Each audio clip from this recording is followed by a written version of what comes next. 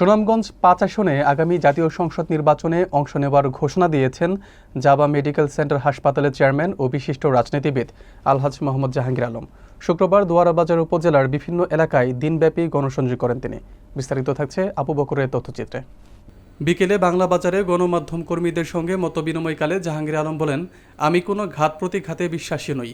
মানুষের অধিকার আদায়ে সবসময় লড়াই করেছি। এবার জনগণ যদি সুযোগ দেয় তাহলে আমি সংসদে তাদের সম্মান ও উন্নয়নের কথা বলতে চাই। তিনি আরও বলেন, মানুষ শুধু উন্নয়ন নয়, সম্মান নিয়েও বাঁচতে চায়। আমি তাদের পাশে থাকতে চাই, তাদের কষ্ট আমি বুঝি। আসনটিকে আধুনিক ও মডেল হিসেবে গড়ে তোলার প্রত্যয় ব্যক্ত করেন তিনি। সকলের দোয়া ও সমর্থন কামনা করেন তিনি। গণসংযোগকালে উপস্থিত ছিলেন মাওলানা মহিবুর রহমান উসমান, সাংবাদিক শাকির আমিন, রোশন আলী, শাহজাহান মিয়া, ডাক্তার ফজলু মিয়া, আবু তাহের ও রফিক মিয়া সহ স্থানীয় গণ্যমান্য ব্যক্তিবর্গ।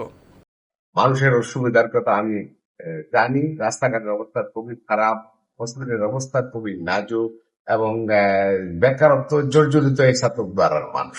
আমরা চাই তার পরিত্রাণ এবং এটা সম্ভব। আমরা অতীতে সুযোগ দিয়েছি, আওয়ামী লীগ সরকার দেখেছি, বিএনপি সরকার দেখেছি, জাতীয় পার্টি সরকার আমরা দেখেছি। আমরা চাই একটা পরিবর্তন। দ্বারা এই যোগাযোগ ব্যবস্থাটা খুবই খারাপ। মানুষ চাইছে একটা পরিবর্তন, সেই পরিবর্তনটা সম্ভব হবে তার জনপ্রতিনিধির দ্বারা।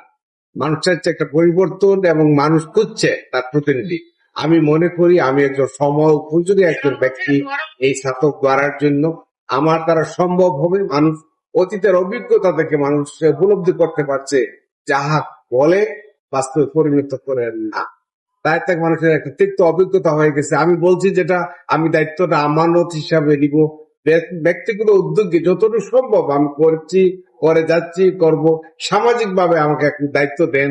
আমি যে যোগাযোগ ব্যবস্থা, হসপিটালের মান উন্নয়ন এবং বেকারত্ব নিয়ে আমি কাজ করবো ইনশাআল্লাহ। ইনশাআল্লাহ খাতক দ্বারা আমি আপনাদেরকে উপহার দিব। এই সুযোগটুকু আমাকে একবার দেন।